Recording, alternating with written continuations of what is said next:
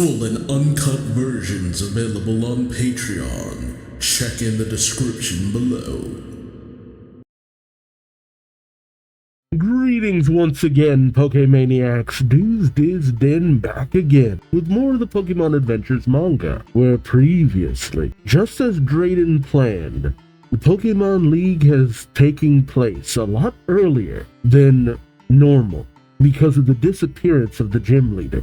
After Black's encounter with N, who had recently defeated Alder, and the loss of his Munna, with N seeding the doubt that Munna ever followed his dream at all, Black sees in his remaining Pokemon that they still have the determination to want him to win. And so, in a desperate attempt, Black takes on Drayden right before the Pokemon League officially begins and manages to pull out a win. And thus he enters into the Pokemon League, making it all the way to the final 8, with some familiar faces and some ominous ones as well. One of the 7 sages in disguise, a masked man who is all about research, Iris, Shirin, who seems to have taken on a bit of a colder disposition, hinted at to be the result of him interacting with one of the 7 sages. Looker, undercover and on the hunt for Team Plasma, specifically one of the 7 sages. Did I say Iris? I feel like I might have said Iris, I'm not sure.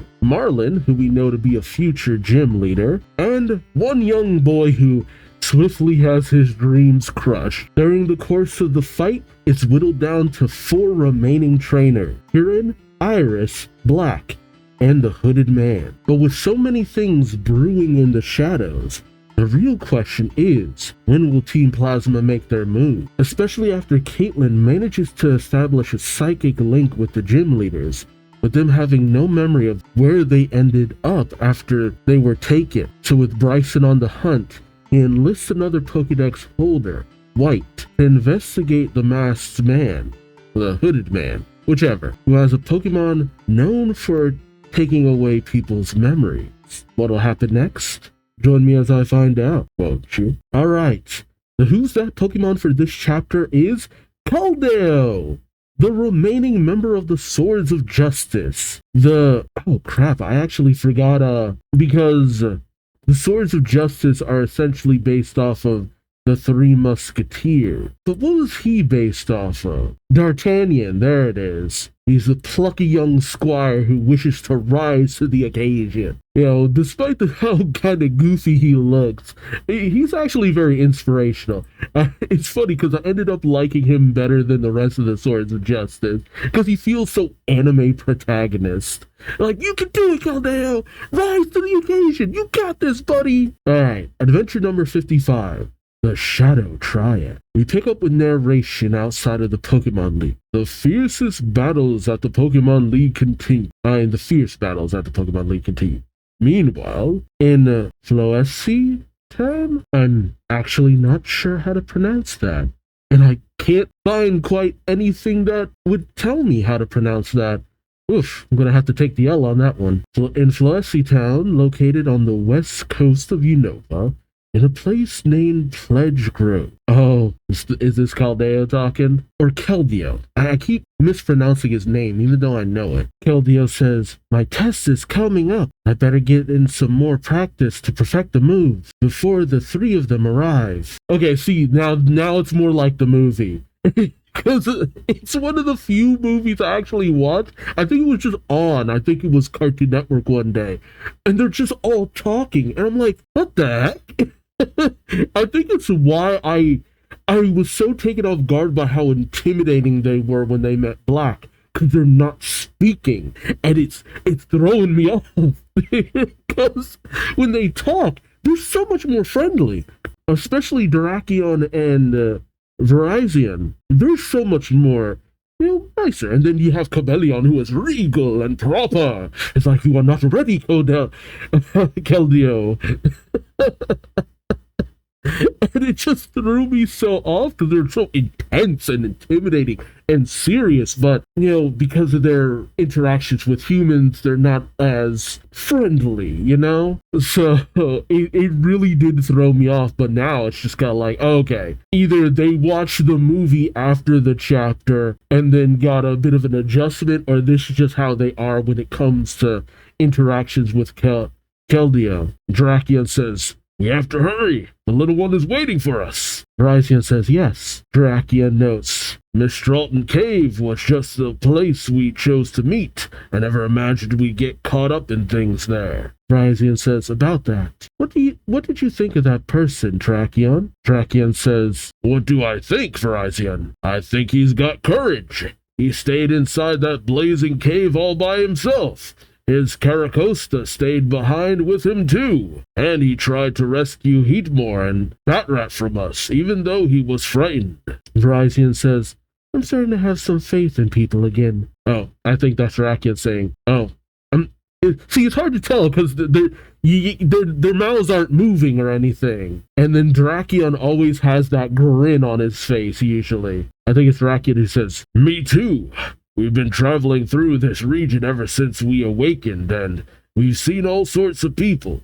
Out of all of them, the ones called gym leaders seem to have the closest relationships with their Pokemon." Virizion asks, "What do you think, Cobelion?" Cobelion says, "Virizion, Drakion, what you two are saying seems true. However, there's no reason for us to help people. As a matter of fact, it's all the more reason not to." Oh, is that coming from a place of saying that maybe through not assisting, that helps their relationships grow more? Or is he just all the more distrustful? Oh no. Have you forgotten what happened in ancient times, have you? You haven't forgotten what happened in ancient times, have you? Why do wars occur? Because humans fight against each other out of greed. Once a war begins, even good people change. They use and sacrifice their Pokemon. Oh, then something catches Cobelion's attention, and he shoots out a massive blast. Or, no, it's a slash. Huh. Alright, his sword. His sword. I forgot about that. I actually forgot about that because I mentioned the movie, but I never watched the movie in full. So it's one of those, I kept changing back to the channel and I'd see it and be like, ooh, and then the commercial would come and then I'd have to do something or whatever. But Cobelion uses his Sword of Justice. Oh, the Shadow Triad jumps from behind the boulder he slashes. They say, Caravan Pokemon, Brachium, Iron Will Pokemon, Cobelion, and Grassland Pokemon Virizion. In my wildest dreams, I didn't expect to bump into the 3 legendary Pokemon with the power to wield the sacred sword here. Their names weren't on the list the Pokemon guesses told us to capture, but I'm sure we can find some use for them in Team Plasma. Cobelion tells the others, you heard them just now. People just want to use us for our power. The Triads say, capture them! And as Tracheon raises his sword, he says, let's see you try! Virizion also raises her sword, saying, I doubt you'll still be standing after receiving a blow from our sword. But Cobelion tells them, stay out.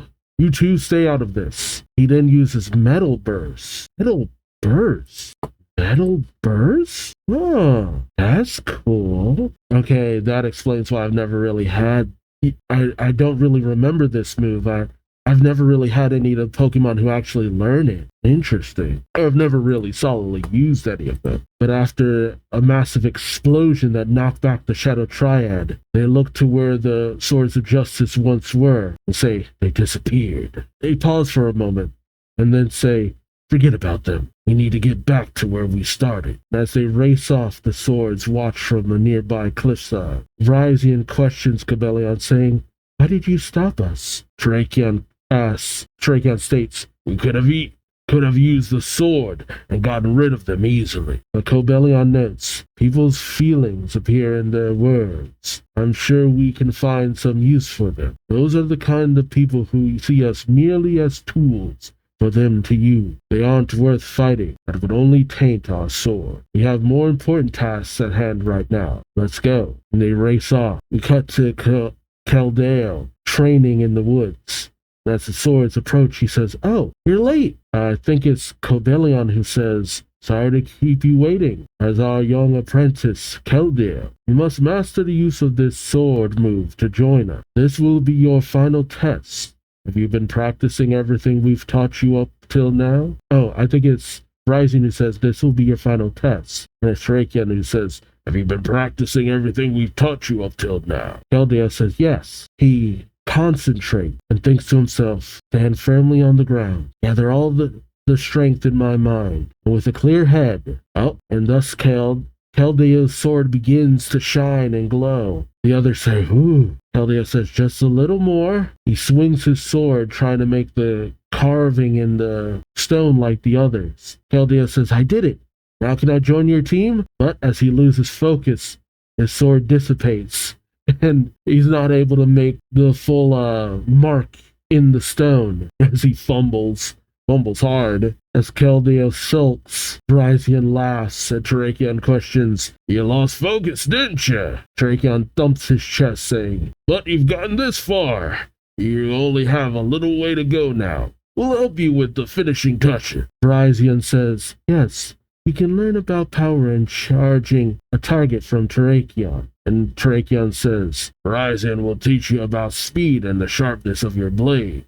And you will learn from our leader, Cobelion, to cultivate an iron will and develop the strength to repel your opponent. Keldeo says, thank you very much. Terrakion says, well said. Strength isn't everything. You must have manners too. Virizion says, let's go over your basic skills first. And as Keldeo and Virizion train, Cobelion watches, thinking back to the words of the Shadow Tribe. We have to get back to where we started. And then he questions, pathetic humans, what are you up to now? Oof. Cobelion does not think well of people, which, understandable, is about what I thought. We then cut over to a warehouse. Is this cold storage? No, just P2 lab. I think this is,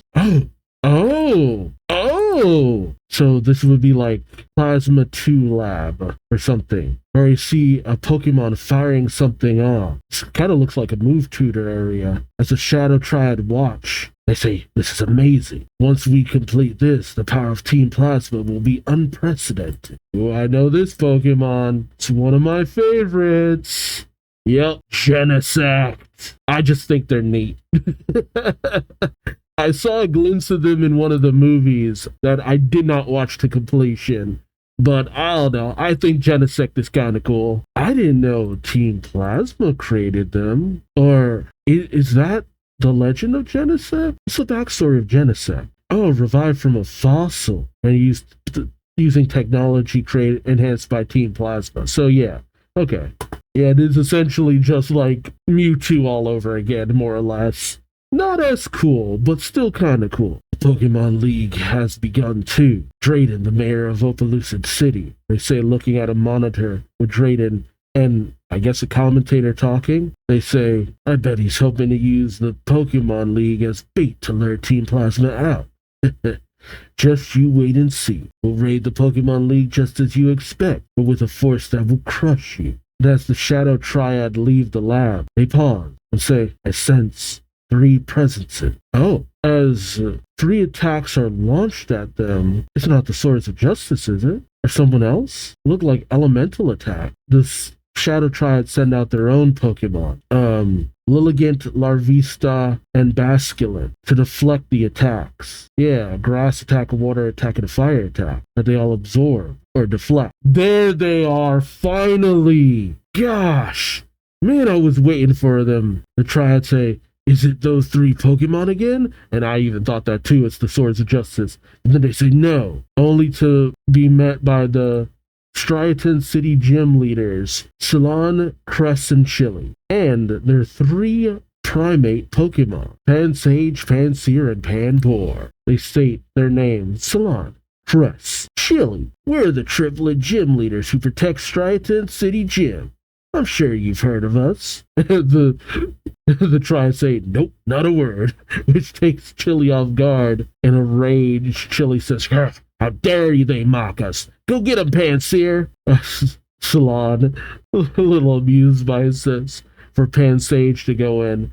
Well, Crest says for Panpour to go in. Oh, okay. As Pansear goes after Lilligant, Basculin deflects it because of the type advantage. Panpour goes after Larvistar, but Lilligant blocks that. And then Larvistar goes after Pansage. Did I call it Pansear Pansage? I feel like I did. I'm not sure. But they're on the ropes. The Shadow Triad say, speaking of gym leaders, We saw them gather at the Nasserine Museum, but you weren't there. You're probably too weak to be any use to us.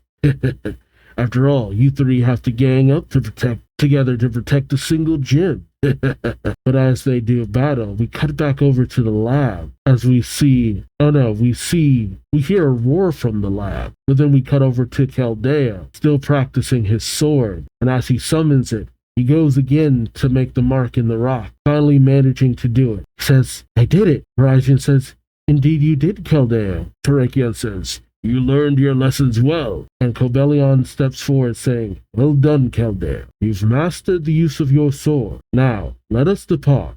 Horizon asks, where are we going? Cobelion states, we must follow those three. Terrakion says, but I thought you said they weren't worth fighting. Cobelion tells him, I haven't changed my mind about that, but it's people like that who forget their place and endanger the lives of Pokemon. As they depart, Keldeo asks, what about me? Cobelion tells him, you've mastered the sacred sword, so you may accompany us, Keldeo. This will be a good opportunity to observe before yourself how foolish people can be. As the swords, with Keldeo as a new member, take off towards the P2 laboratory. Oh, end the chapter. Okay, so much was going on, I wasn't ready for that. Right, so who's that Pokemon for this chapter? Fracture. It's adventure number 56, One Way or Another.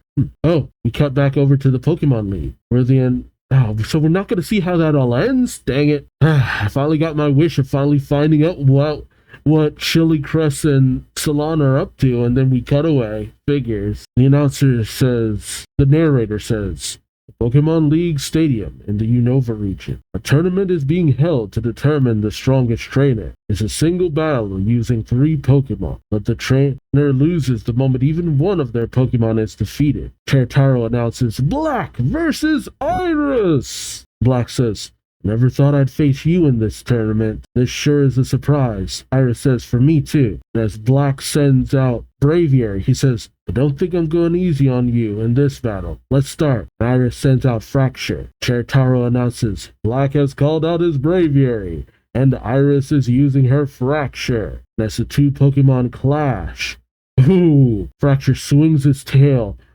bashing Braviary in the face. Chertaro announces, Iron Tail. A direct hit. Black says, you're at a disadvantage in close combat. Move back. The Braviary takes to the air, but Iris has a wide grin on her face, saying, a flying type Pokemon is likely to use Air Slash or Whirlwind after flying up into the air, but we're prepared for attacks like that. So Fracture gets scarred up. Black sees this and starts to panic a little bit.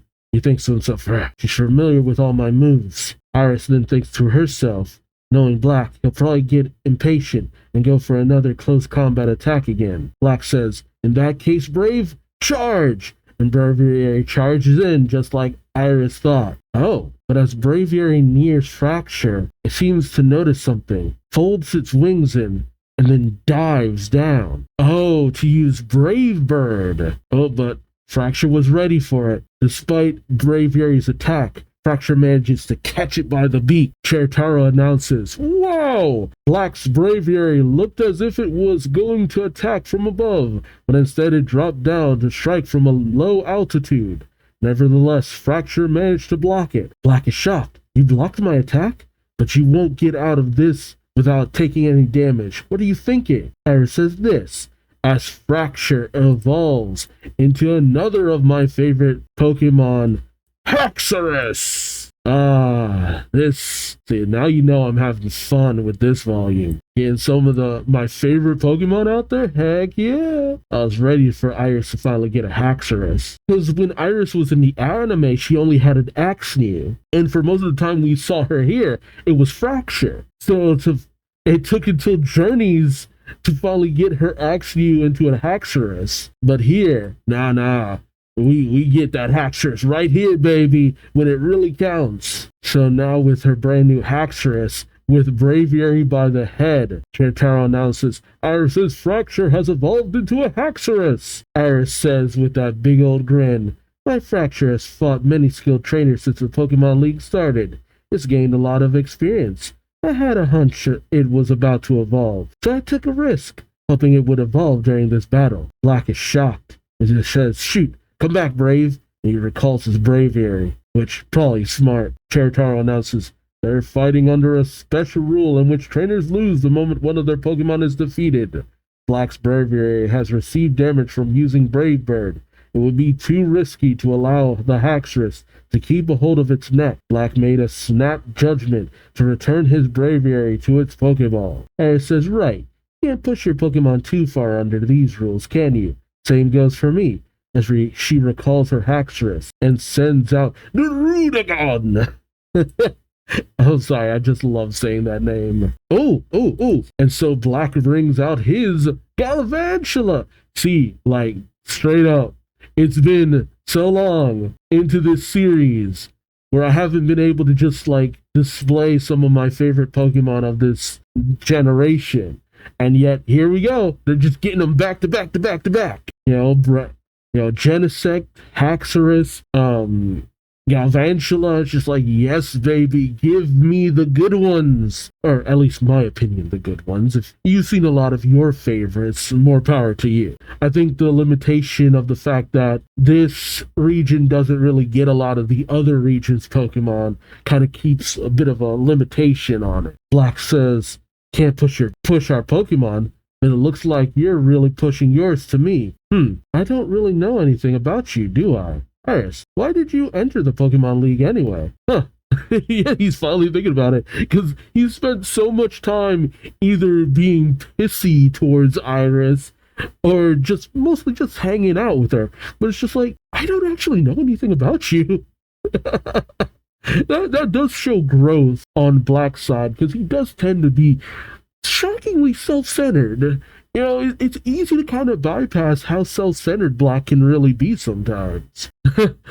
Irish kind of playfully blushes, saying, "Ooh, all of a sudden you're interested in me?"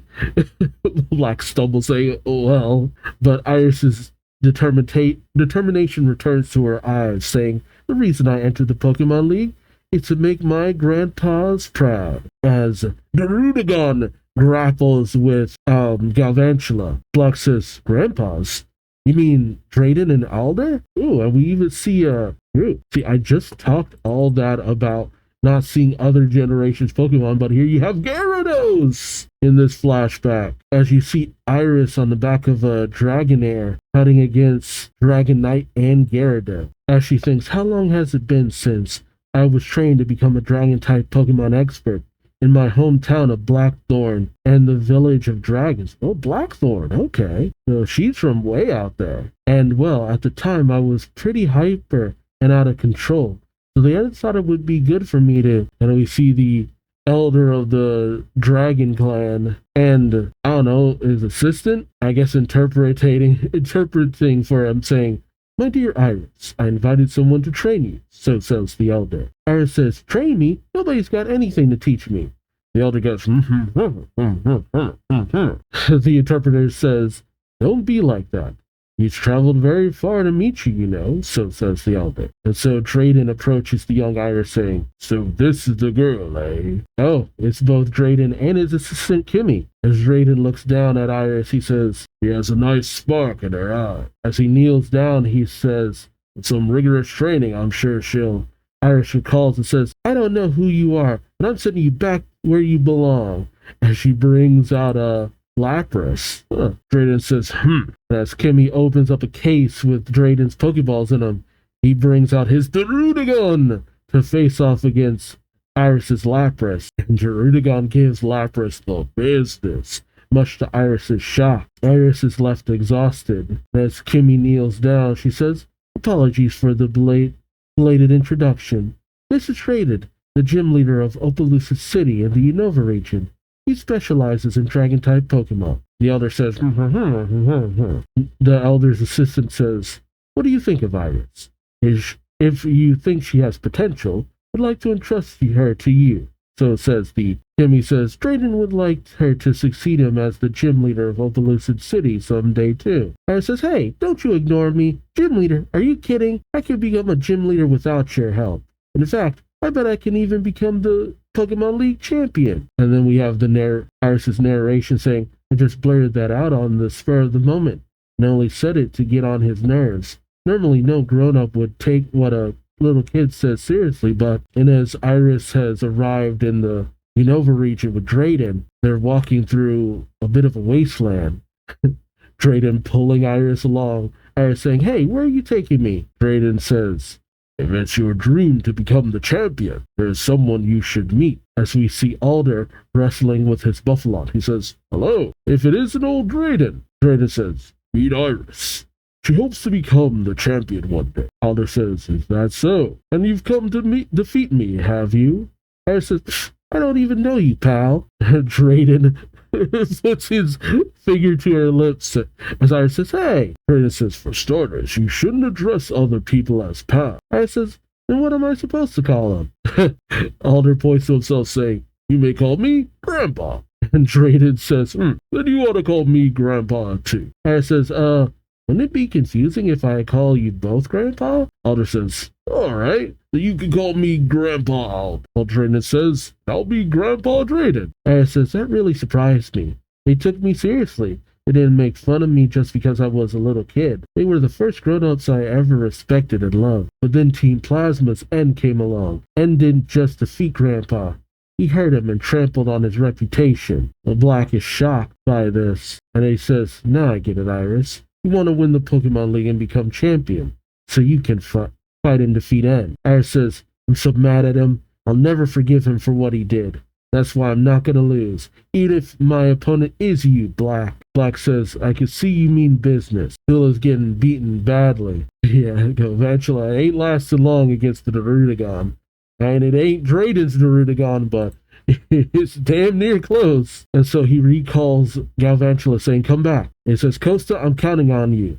Sending out Caracosta, which not a bad idea, all things considered, especially with what he knows about the capabilities of a Darudagon. And as Caracosta takes a swing at Darudagon, Darudagon manages to avoid it. Iris says, "You're trying to use its long arms to keep my Pokemon away, aren't you? But even if I can't attack you directly," he tells Darudagon to use Bulldoze. Caracosta is utterly overwhelmed by the attack, causing it to be knocked to the ground.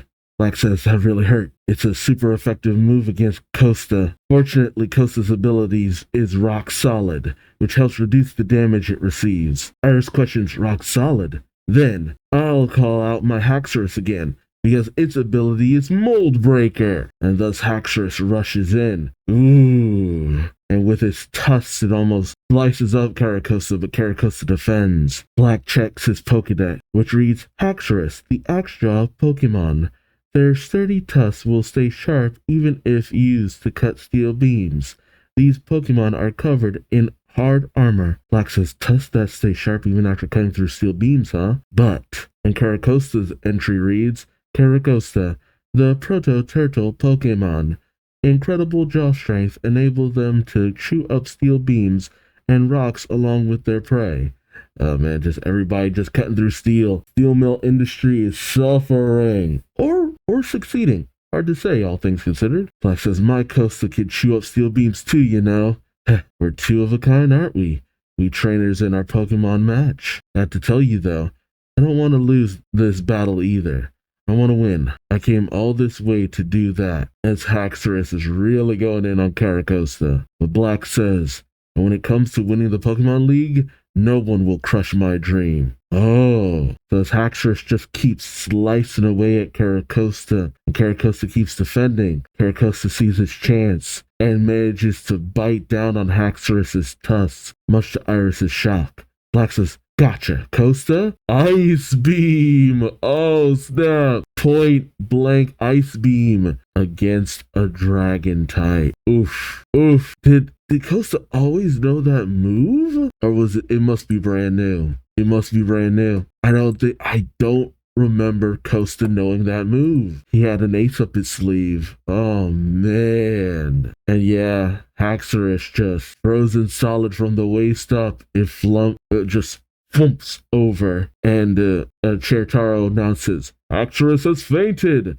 Iris has been defeated. Black is the winner. Kimmy gives a sympathetic smile, and Drayden, who was obviously biased in this match, just simply closes his eyes. Come on, you know Drayden was biased. He was just like, my little Iris, she didn't win, but she came so far. Iris falls to her knees, tears welling up in her eyes, saying, I'm sorry, Grandpa Alder. I lost. Black comes over questioning, haven't you forgotten something, Iris? I told you. We're two of a kind, didn't I? We both want to be champions. And the same goes for our wish, to defeat N. He gives her a confident smile. Black tells her with all the determination in the world, my dream was to beat the champion, and now that N has risen above the champion, my dream is to beat him. Iris, I'll make sure your dream comes true too. I'm gonna defeat N for the both of us, he says, gritting his teeth, swearing to the heavens. Revenge! Good stuff. Okay, the Who's That Pokemon for this chapter is BHM. It's adventure number 57. Something suspicious. Okay, so is it Black's time again? Oh no, this is just after he wins. The crowd goes wild. And, okay, she hasn't appeared enough for me to remember her name. Amanita. There we go. Like, I was questioning, Amanita and the other professors are watching, but from like a special box, essentially. A little viewing platform right under the stands. Amanita says, wow, Black defeated Iris. He's made it into the finals. The winner of the next battle, Hoodman or Sharon, will be competing against Black to rise to the top of the Pokemon League. The Fennel grows angry as we see a whole bunch of equipment on the table, saying, Amanita, don't lose your concentration. Amanita raises her hand, saying, Roger that. The younger of the Junipers, Professor Juniper, says, this is the VIP room, isn't it? You've assembled your own lab in here? Fennel, looking at some of her equipment, looking at a little vial, says, Mayor Drayden said I could use the room for whatever I want. Her eyes sparkle as she says, my hope of completing my research on dreams is finally within reach. There's no chance I'd let go of such a golden opportunity. Amanita says, that's right. Meow, that's right. Professor Juniper says, impressive. While Fennel questions, what about you? Shouldn't you be back at your lab? Juniper says, it's fine. Bianca is working as my assistant now. She's keeping the place running while I'm gone. She's got quite a talent for research and lab management. See, that was the kind of the thing. While Bianca hasn't really been as clumsy as I've seen her shown in other media, the one thing that seemed to click was that the moment she got into research, everything just lined itself out. Like, she took it very seriously. And I mean, that is the thing for some people. While some people might not seem skilled in one area, that doesn't mean that they're not skilled in another. Once you find your groove, some people take that like nobody's business. Like, once you see Bianca in the future, she's just like, it's kind of got everything together. Almost like she always did. But Juniper says, my father is keeping an eye on the Pokemon League to track the movements of Team Plasma. And White is busy investigating clues for Bryson. Fennel questions, isn't she the president of a Pokemon talent agency? Juniper says, that's right. But she honed her battle skills on the battle subway. She even met a legendary Pokemon. She's been through some hardships lately. I'm glad she got to be a Pokédex holder in the end. Fair enough. Not to mention, I didn't think about it before, but her having a Pokédex, that could kind of even mean that she could use it to analyze Pokemon's special skills and how they might be able to perform. Like during stage plays and events and stuff like that, even commercials. It would be the best Pokemon for a certain situation. That is an interesting way of going about it. It's almost like you still have Pokemon contests, but you don't at the same time. Juniper kind of laments, I'm counting on you, White. As we pick up with White swallowing hard as she's observing Marlin, who's just carrying his Jellicent. Like, buddy, that's what Pokeballs are for. Like, more than anything. And it's good on you for caring so much, but I do not know why you are lugging around that Jellicent. But White thinks to herself, there he is. The Pokemon League contestants have to stay inside their capsules. They're not allowed to speak with other trainers, but we're free to talk to the competitors who have already been defeated. I have to talk to Marlin. After all, he fought our prime suspect, Hoodman. Please, Dorothy, Nancy, help me draw him into conversation.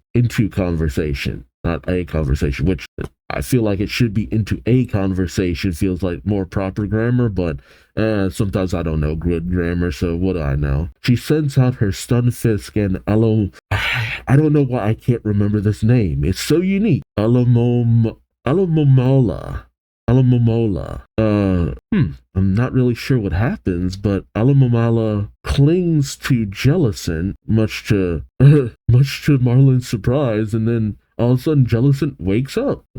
Interesting. As Marlin pets Alamomala, White says, I'm glad your Pokemon has recovered. My Pokemon were so worried about it. Marlin questions, are these your Pokemon? White says, yes. Alamomala's membrane has the power to heal wounds. I thought it might be of use to you. Marlin says, never mind all that. There's no need to sweet talk me. What can I do for you? Okay, he's actually kind of up on the take. Good stuff. It's interesting. I did not expect to see him until the sequel. Well, the next story arc, I should say. I gotta admit, I don't remember seeing, because I know that Roxy and him appear in episodes of the anime, but I really don't remember him. I kind of thought he'd be kind of a dweeb, but he's actually kind of nice. Kind of guy that most girls would swoon over. White nervously chuckles. You saw through me, Marlin says while smooching onto Stunfisk. Of course, you brought over all my favorite Pokemon types in hopes I'd open up to you. But you don't look like someone who uses her charm for evil. Ooh, you are so cute. White states, my name is White. I'm investigating Hoodman. You fought him at the Pokemon League. Do you notice anything out of the ordinary about him? That's the real reason I approached you. Up in the event above her, Looker is also listening in with his Krogunk, saying, huh? I'm not the only one investigating these suspicious trainers? Marlin kind of laughs it off, saying, you're being honest with me now, aren't you? I like that. There's nothing to be gained from beating around the bush. Okay, I'll tell you everything I know. White gives a bow, saying, thank you so much. Marlin tells her, that said, I didn't notice anything unusual about him. Something that might have occurred while we were fighting. Oh, there is one thing. He probably entered the Pokemon League without gathering the 8 badges required. I had the same reaction, actually. My mind is like, wait, what? Then I scroll down and White saying that too.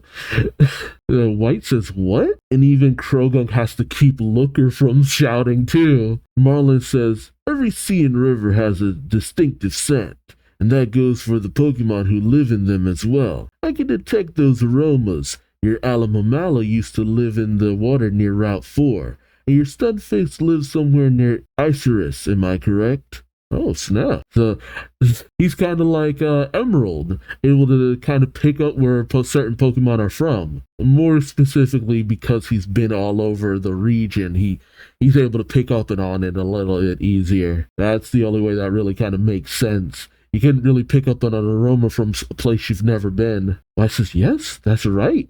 She kind of pauses in shock. There was a river near the badge check gate right after we... Oh no, I think it's Marlin who's explaining it. There was a river near the bridge check gates right after we walked through the gate for the trio badge.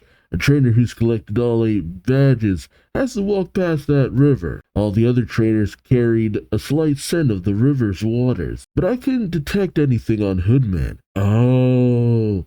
That's how he picked it up, because everyone who had passed through the tech would have that slight scent, but he didn't. White says as she gets ready to leave, that means he cheated. He made it into the top 4 without earning the right to take part in the Pokemon League. You have to tell someone. But Marlin grabs her by the wrists and tells her, on the other hand, the skill he demonstrated in our Pokemon battle were impressive. He didn't use any cheap tricks. He fought me fair and square, and I lost. That's why I can go back to Hamalau City with my head held high. White pauses, listening in. Marlin then also tells her, it's a small detail, and there might be some other reason that I can't smell the river water on him. The guy I find suspicious is that one," as he points to Chirin of all people. "You can't smell it on him either? Don't tell me he didn't. I couldn't imagine. It's one thing for maybe his mindset to have been changed, but to not have earned all of the badges necessary? There's no way. Unless there was some kind of exception." Okay, now I'm definitely interested where this is going. Chirin definitely defeats Hoodman, because we are definitely gearing up. Because it was obvious to me from the games that Chirin was kind of supposed to be like the main rival character. But he kind of fell away from this story for a hot minute, which kind of took me off guard. So I thought, okay, maybe they decided that he wasn't going to be as important. But no, I feel like they're going to face off in the finals. Okay, back on the stage, Chair Taro announces, "Second game of the semifinals, Chirin versus Hoodman. Battle begin." Chirin sends out that's a Boldor, right? Yep, because I have one of those. I got it to its final form, which is Gigalith, evolved from a Ragnarola. And then Hoodman sends out Clank? What is it? Clink, there we go. The gears, they launch into a fight. Black watches intensely from the sidelines. White, up at the top of the stands, watches with her Solosis. Cedric approaches White, saying, "It started, eh?" White says, "Professor Juniper." Cedric says, "The winner of this battle will face Black in hopes of winning the Pokemon League." White says, "Yes. I wonder how Black feels about facing his childhood friend Chirin in the finals. What do you think, Soli?" "About what Marlin told me." She flashes back to Marlin saying, "The guy I find suspicious is that one. Something's got a grip on his heart. That's my impression anyway." Back in present, White thinks to herself, what did he mean by that? Oh, it's still a Snivy? Really? Why? Why are we kind of holding Chirin's Pokemon so far back? I mean, I kind of obsess over evolving, but even still, evolution is kind of a way of showing how far someone has kind of progressed. I feel that a lot of White's Pokemon are at their final evolution to kind of show that she still has a little bit of a ways to go. But for his Pokemon not even to be, for his main Pokemon, who should have the easiest time evolving, to not even be in its second stage? That's odd. Yeah, Chirin recalls Boulder, saying, "Come back, Boulder," and sends out Snivy, saying, "Go Snivy." Black thinks to himself, that's the Pokemon Chirin began his journey with, but Snivy? It's still a Snivy? The last time I saw Chirin was at the battle in the cold storage. This Snivy was already pretty well trained back then. It should have evolved into a Servine and a Superior by now. Didn't he keep training it after that? I can see that it's raring to go and full of spirit, so he should use it in this next bout. Aw, despite his encounter, Leo's cheering from the stands going, "Go, go, Chirin! Win, win, Chirin!" Right, White then approaches Leo saying, "Huh? You're Leo, right? Why are you cheering for Chirin?" Leo gets all embarrassed and flustered, not able to get the words to come out. He says, "I'm sorry," and he rushes up to the top saying, "I don't know where to look." Oh my goodness, so sorry. I don't know how to talk to girls. I'm cheering on because I want him to win, of course. He beat me. I want him to win the Pokemon League in my place. Oh, Clink manages to knock back Snivy. Snivy gets angry and tries to rush in, but Chirin says so it's no use after all. Much to the shock of both Snivy and Black, he recalls Snivy, who's trying not to be recalled, and he sends out his Unfezant. What?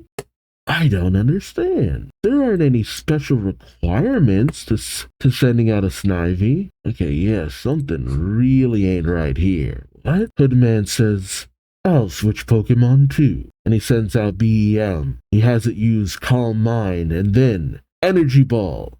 But Unfezant manages to dodge. It makes no sense. He's had Unfezant for a less of an amount of time than Snivy. Why would he not be able to get his Snivy to evolve? Chirin directs his Unfezant to head into the sky. Leo says he's going to use the same sky attack he used to defeat me. But White says no. Oh, U-turn. Oh, okay, that's cool.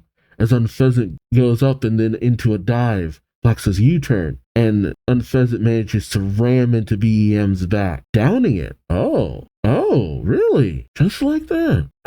Something so odd about this. But BEM is downed, and Chertaro announces, BEM has fainted. Chirin is the winner, and so it's Chirin who will continue on to compete for the championship of the Pokemon League against Black, who already made it into the finals. Oh, the Elite Four are watching. Grimsley says, so we'll be facing... Oh god, I'm blanking on her name. Oh man, Chantal says, one of those two. Or Marshall says, we'd better go and get ready. Fight the challenger. Okay, we're seeing glimpses of all of their stages in the league, which is something that really has not come up anywhere else up until now. I think this is like the first time we're actually seeing the individual stages for a Pokemon League in the manga, period. So we're definitely not going to any of these. I'm just saying, something's going to happen and we're never going to go to any of the stages for the Elite Four. The camera started freaking out there for a second. Alright, I hope that didn't freeze. I'm going to have to check back on the recording to double check that. But Leo comes running down the stand saying, hooray, you did it! I've been cheering you on all this time. But Chirin simply looks at him, then turns away. Oh, only for Black to call out from his capsule, prying it open barehanded, my god. Hey, Chirin, what kind of attitude is that? How can you treat someone who's supporting you like that? Chertaro tells him, please refrain from speaking with the other trainers. You broke the rule. I hope this doesn't get him disqualified. Who am I kidding? He's not getting disqualified. Black says, I'm just getting started. I've got other stuff to discuss with you. In that battle just now, you should have kept using Snivy in the middle of it. It's not about whether you've got the advantage or not. It's about how your Pokemon feels. I could see that Snivy still wanted to fight. He looked frustrated. His fighting spirit was still burning inside. And how come you haven't evolved your Snivy yet? And with a cold look, Chirin simply says, none of your business. Black says, what? He leaps from the capsule, landing on the ground, saying, Chirin, you... But Chirin says, Black, cheering and rooting for someone is stupid. It doesn't make you stronger. The same goes for Snivy.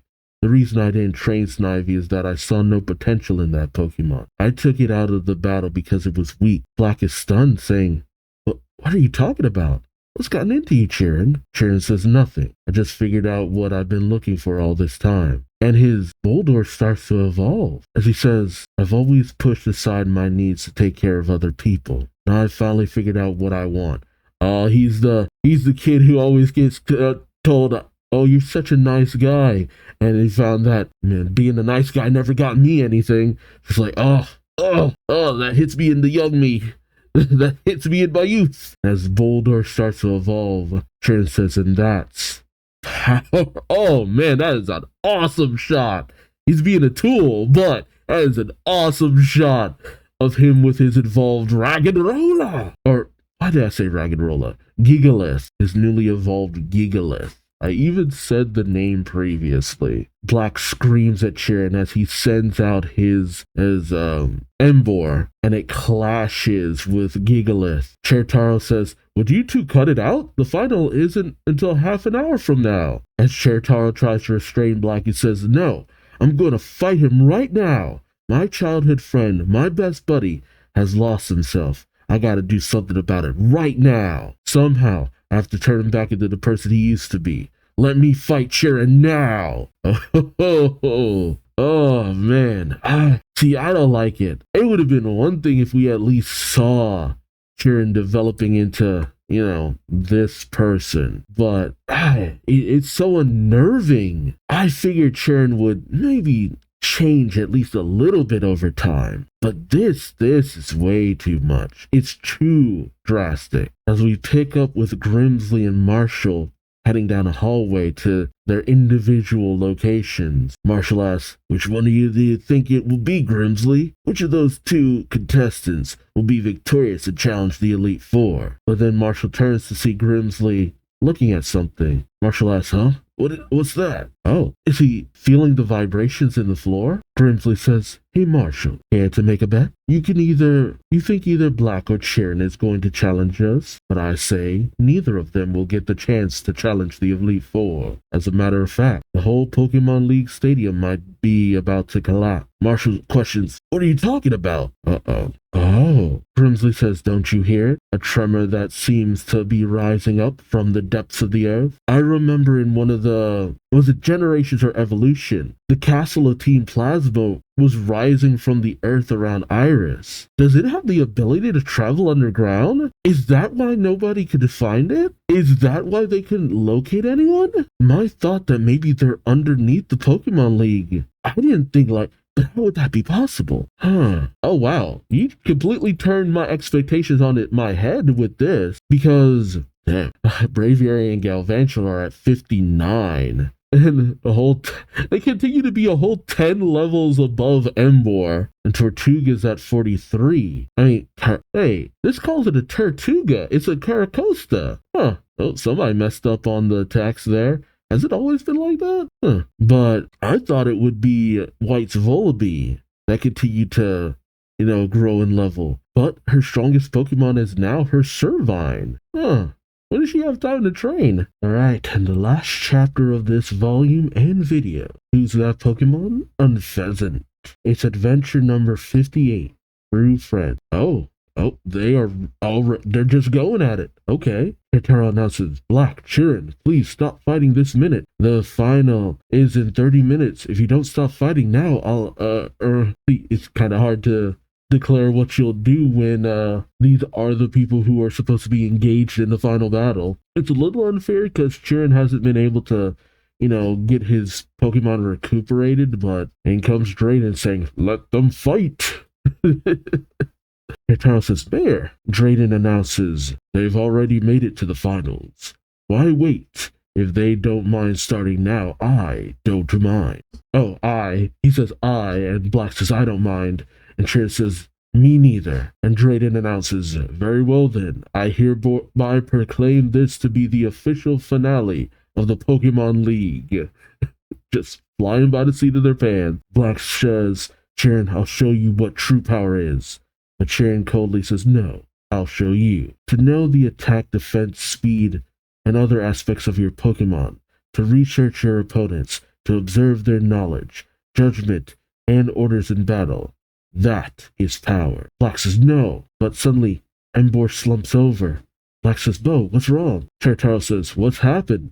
Black's Emboar had the advantage against Chirin's Gigalith, but with its fighting type moves, but it looks like Emboar is the one receiving all the damage. Black says, "Bulldoze. Iris used that against me in the quarterfinals." Drayden announces, "No wonder he managed to make his way into the finals. His technique is excellent." Taro questions, "What?" Drayden says, "Gigalith stomped the ground with its feet every time Emboar attacked with Hammer Arm and Brick Break. And unlike Iris, Chirin is able to taunt Black into attacking him, enabling him to counterattack in secret." Black thinks to himself, "Is this really the Chirin I know? I had no idea he was so good." Chirin coldly tells him, "Now, do you get it, Black? Stats and technique, that's all that matters to achieve true power." It would be fine if we saw him developing this mindset over time, but this is too drastic a change. Zinzalith, watching from the stand still in disguise, says, "Wonderful. Absolutely wonderful. He's even breaking his bond with his childhood friend. Talk about cool. Wonderful. Just wonderful." Hoodman comes up to behind Zinzalith saying, "So the coldness of his heart will draw out the strength of his Pokemon. Is that what you mean?" White's, still can't get his name, Solosis, starts to point towards Zinzalith and the Hoodman. White says, "What is it, Soli?" "Oh, that's Hoodman and Gray. What are they doing together? Are they connected in some way? Let's go, Soli." And she takes off up to the top of the stands. Gray and the Hoodman continue to talk, Zinzalith saying, "Can't you accept my theory? I think Chirin's battle more than proves me right." Hoodman simply says, "I won't say you're completely wrong, but there's more to it than that, for now anyway." As White listens in, Hoodman says, "By sneaking into this tournament, I managed to meet many skilled trainers, and they all have different ways of drawing out their Pokemon's strength. One trainer believes oneness with nature is a way to go about it, talking about Marlin. Another seeks to master comprehensive knowledge of a single Pokemon type, talking about Iris. Of course, I include your concepts of coldness, which you are proving by using Chirin. White thinks to herself, proven by using Chirin? But suddenly, the chains of Cryogonal wrap around White's neck, dragging her before Zinzalin and Hoodman. As Solosis starts to panic, Zinzalin says to her, eavesdropping is not an admirable behavior, young lady. White tries to get out. What are you? But she's choked by Cryogonal. Zinzalin says, I prefer that you remain quiet until the battle is concluded. You too, Solosis. White thinks to herself, so they are bad guys after all. I have to alert Black somehow. Meanwhile, back in the battle, oh jeez. Chirin tells Gigalith to use Power Gem, and it blasts a hole pretty much clear through Embor. I think that's just for dramatic effect, but jeez. Chertaro announces, Embor has fallen. Is the battle over? No. Embor is still awake. It hasn't fainted yet. As Embor struggles on the ground, Black brings out his Pokédex saying, you're strong, but I'm not going down just yet. He reads the entry on Gigalith saying, Gigalith, the compressed Pokemon. The solar energy absorbed by its body's orange crystals, is magnified internally and fired from its mouth. Black says that was Power Gem. It's an attack that Gigalith shoots out of its mouth by magnifying the solar energy it absorbs with its orange crystals. Chirin simply says, the Pokedex. You still keep that silly thing on you? Black's a silly thing? You were entrusted with one of these too. But Chirin simply says, no, I don't need it anymore. No, as a matter of fact, Pokedexes should never have been invented. People lock Pokemon in Pokeballs for the sake of those awful devices. Oh, there it is. Black remembers N's words. Where have I heard that before? Zinzalin then grabs his goggles, saying, well said, Chirin. I see that you have become a member of Team Plasma in both heart and soul. White says, Team Plasma? That means, and Looker, overhearing this from the top of the stadium, whispers over to his Krogunk, just as I thought. Krogunk, time to make an arrest. International Police Equipment number 10. He hands Krogunk the duct tape, and Krogunk leaps in, wrapping up Zinzalin in the tape. Zinzalin says, who's there? Ice Beam! And he sends Cryogonal into attack. The clash causes a massive explosion up at the top of the audience. Black says, huh? What? And as he turns to the stadium and the people start to panic, White calls out, Black! Black! Black says, boss? White says, these men are from Team Plasma. They did something to Chirin. Be careful. But suddenly Hoodman comes up behind White and has BEM use teleport. But Black has realized something. Drayden gets on his cross transceiver, saying, what's going on, Kimmy? Are any of the spectators injured? Kimmy comes up, saying the spectators are fine, and Gray and his Cryogonal have been captured. Drayden gets on the loudspeaker saying, everyone, calm down. The criminal who caused the ruckus has already been detained. Please relax and remain in your seat. Black then calls out, Drayden, my boss, White, he's been kidnapped by Hoodman.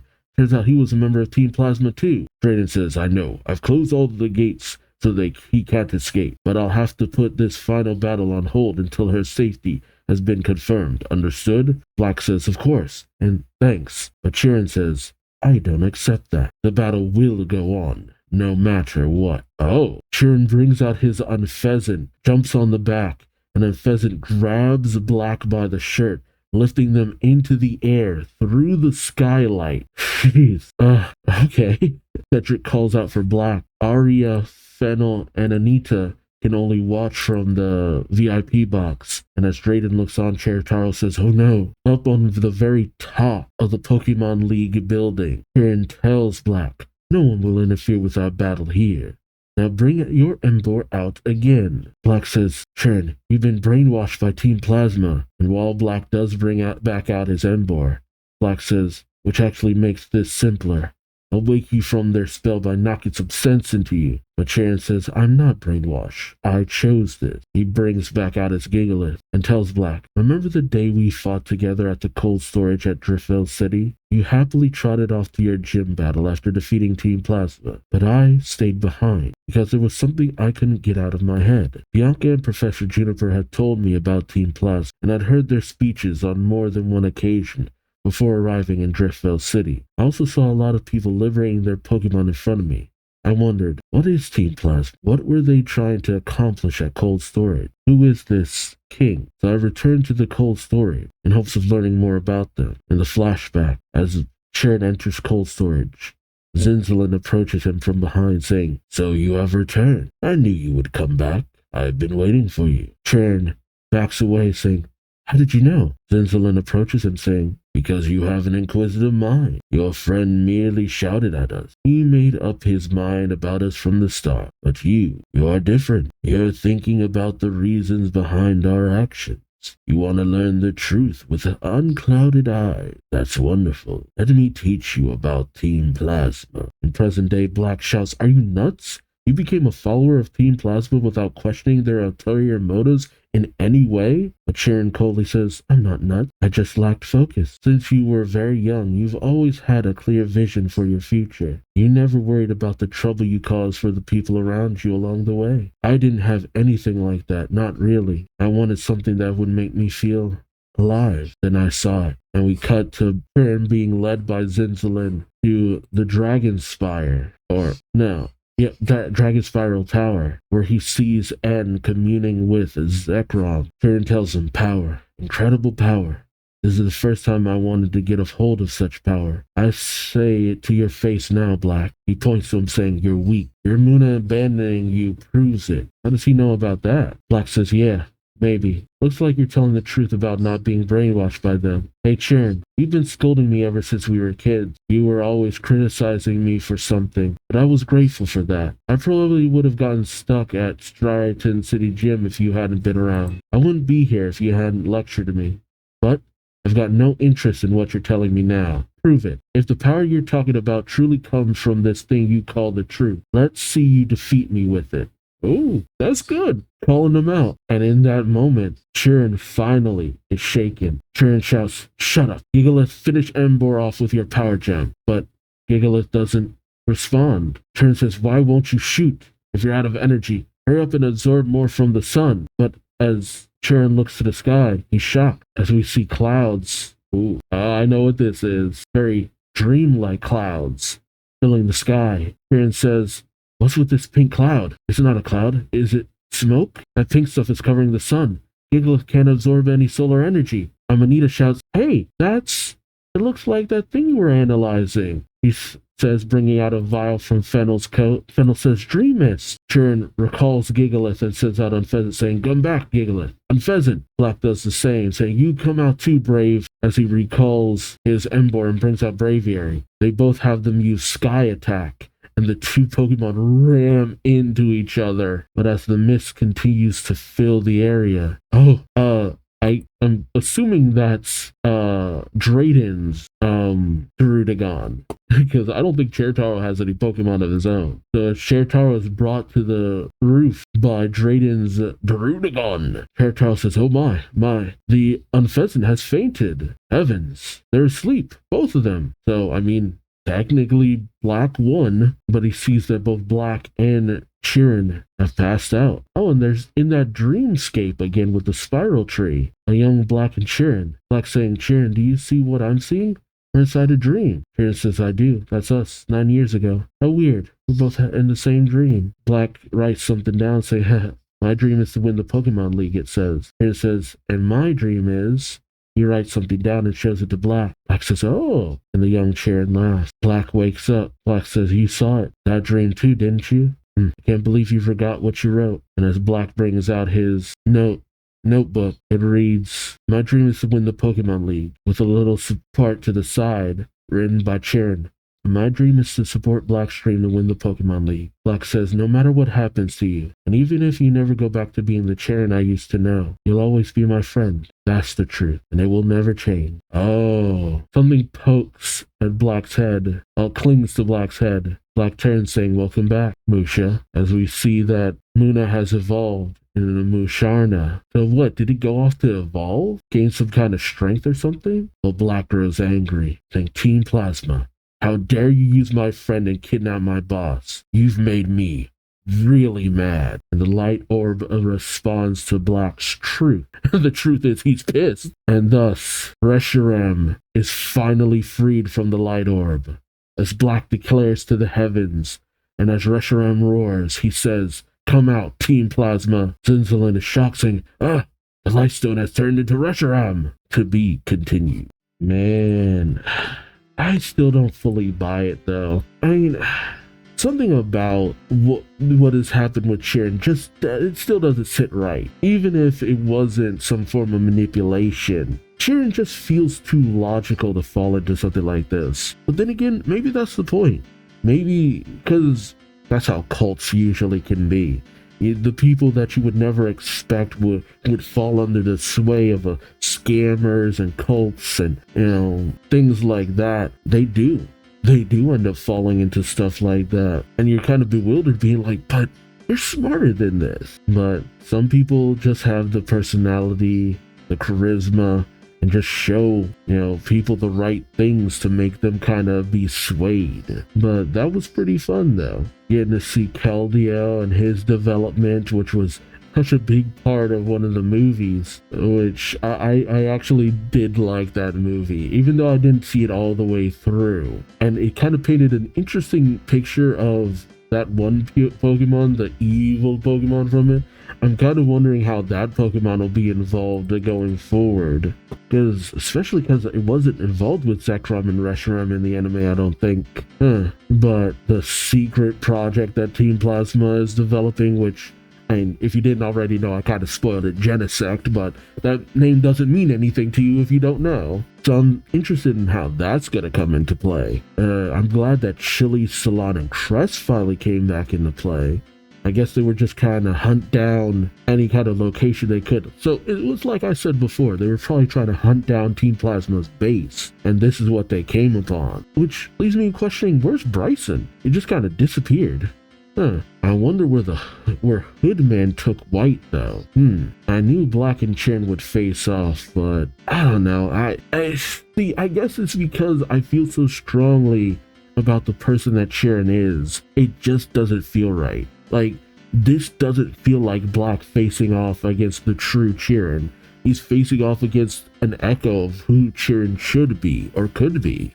All of Chirin's other Pokemon are now fully evolved except his Snivy? That doesn't feel right. I can understand White's Pokemon not fully being evolved to some degree, but not Chirin. I expected him to end up with the superior of all things. But no. Bianca's Pokemon remaining as his lowest evolution, that kind of makes a certain degree of sense. But this one just don't sit right with me. To just constantly be recalling your Snivy and thinking that it's not capable, it's just like, no, that's wrong. There's something really wrong there. But I can't wrap my mind around how he came to that kind of conclusion for his Snivy. Like, why would he believe that it's just so incapable, I should say. Black has technically won and has the right to face off with the Elite Four, but I get the feeling that's not going to happen anytime soon. I do think the castle is moving underground though. I don't know how. If I didn't watch that one episode, the Uprising in Pokemon Generation, I probably wouldn't know that it had the ability to move underground, but I don't understand how it would move underground. How do you move something like that? I don't understand how the castle operates. Lucia had a comeback, but I'm wondering, how was it able to evolve? What was it doing that allowed it to evolve? It was definitely out there training, but doing what? But Black has finally awakened Reshiram, and I guess it's the final Pokemon in his party. So, I wonder how that's all gonna work, because I don't see him keeping Reshiram, but again, I didn't see Diamond keeping Regigigas, so we'll see. But that's the end. So let me know your thoughts in the comment section below. Like, comment, subscribe if you enjoyed the ride. Thank you so much for watching, and until next time, I've been Duuz-Diz-Din, and I hope to see you later. So then, take care. Bye-bye.